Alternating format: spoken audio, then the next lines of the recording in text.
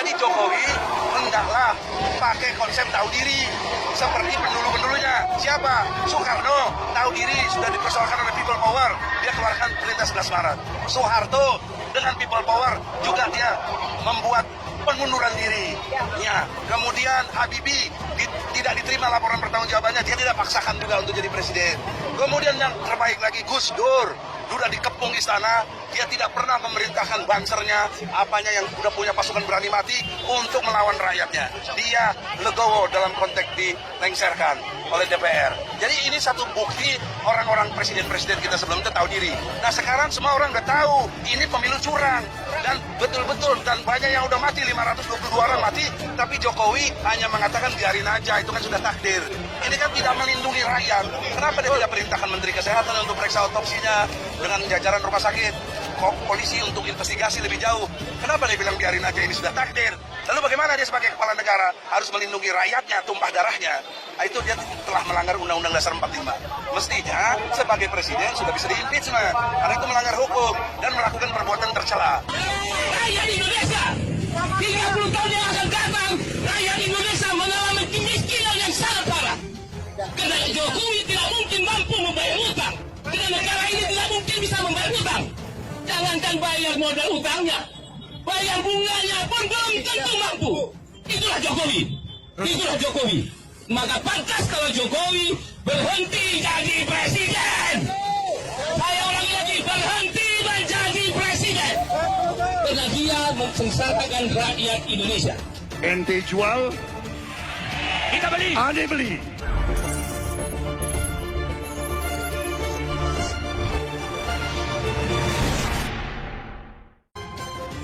Pengamat mengatakan, kenapa tidak tugas presiden saja yang diberikan Jokowi ke Prabowo?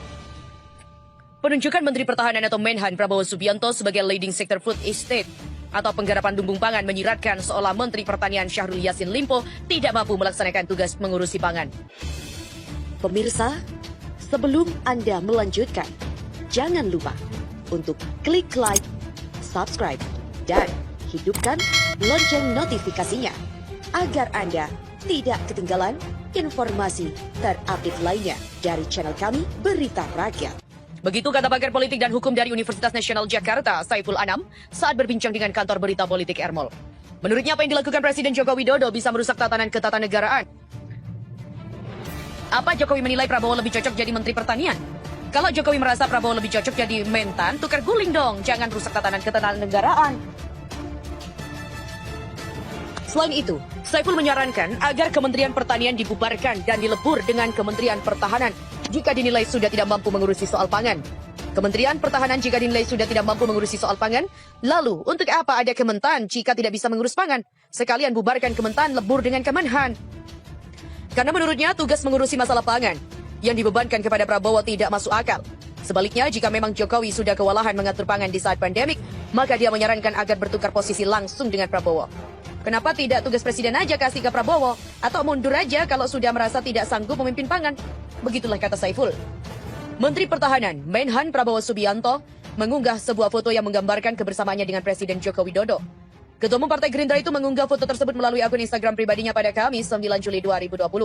Di dalam foto tersebut, Prabowo terlihat mengenakan setelan safari berwarna coklat muda. Ia duduk di atas kursi kayu panjang sembari mendengarkan arahan Presiden Jokowi. Saat itu, Prabowo juga terlihat memegang sebuah buku catatan. Wajah Prabowo tak terlihat jelas karena tertutup masker medis yang sedang dikenakan. Namun dari sorot matanya, ia terlihat serius memperhatikan arahan yang disampaikan. Pada keterangan yang disampaikan, Prabowo menuliskan, pada hari ini saya meninjau kawasan food estate bersama Presiden Republik Indonesia, Jokowi, di Kabupaten Pulau Pisang, Kalimantan Tengah. Bersama dengan kementerian lainnya, Kementerian Pertahanan, dan terus bersinergi dalam upaya untuk mewujudkan program cadangan ketahanan pangan. Presiden Jokowi baru saja menunjuk Prabowo untuk memimpin pembangunan food estate, proyek lumbung pangan nasional yang seharusnya menjadi salah satu pekerjaan utama dari Kementerian Pertanian. Namun tugas tersebut justru diserahkan kepada Prabowo yang notabene adalah seorang Menhan. Presiden Jokowi berdalih dirinya sengaja menunjuk Prabowo Subianto karena persoalan pangan ini tengah menghadapi ancaman serius. Organisasi Pangan dan Pertanian yang berdiri di bawah Perserikatan Bangsa-Bangsa atau PBB, FAO telah membunyikan lonceng peringatan atas potensi krisis pangan yang mungkin akan dihadapi oleh seluruh umat manusia. Krisis tersebut tidak terlepas dari adanya pandemi COVID-19 yang tengah melanda seluruh dunia. Dilansir dari World Matters, akumulasi kasus COVID-19 di seluruh dunia mencapai 12.397.927 kasus per 10 Juli. Mayoritas yaitu sebanyak 7.227.108 kasus telah dinyatakan sembuh, sementara pasien yang dinyatakan meninggal dunia sebanyak 557.569 orang.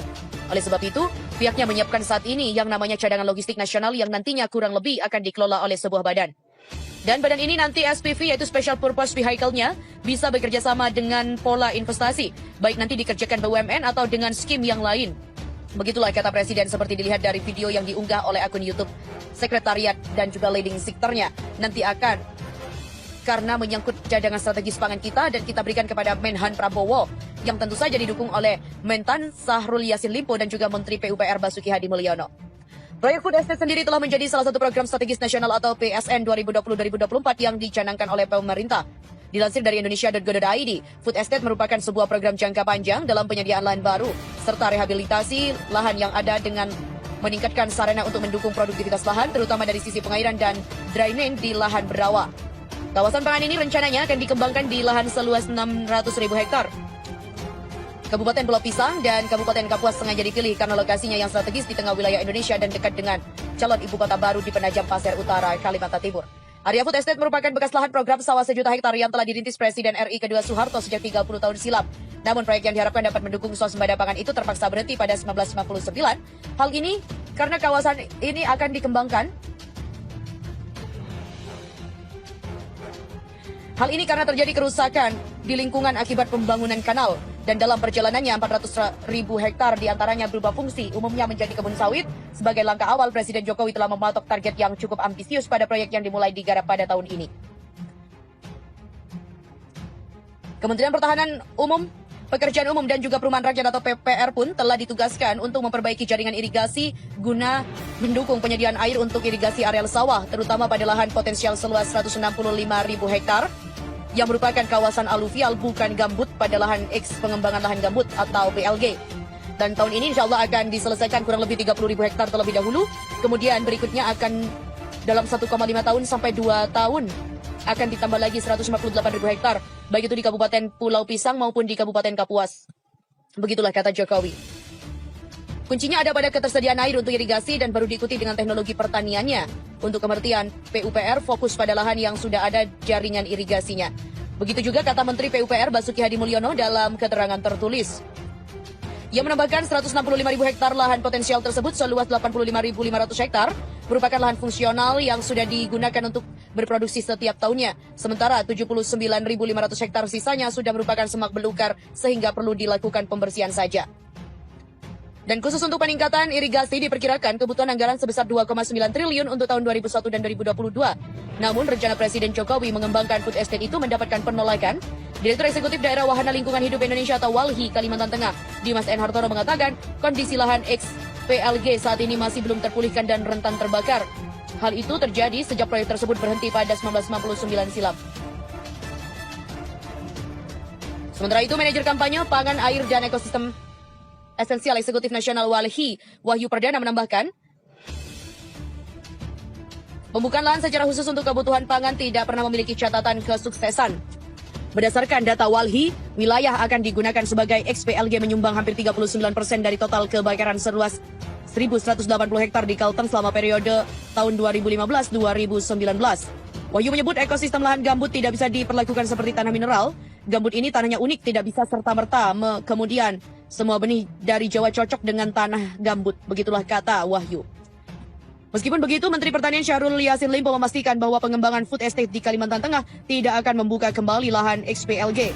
Pembangunan akan dilakukan dengan intensifikasi lahan pertanian atau mengoptimalkan pemanfaatan lahan XPLG dan non-PLG untuk pangan yang ada.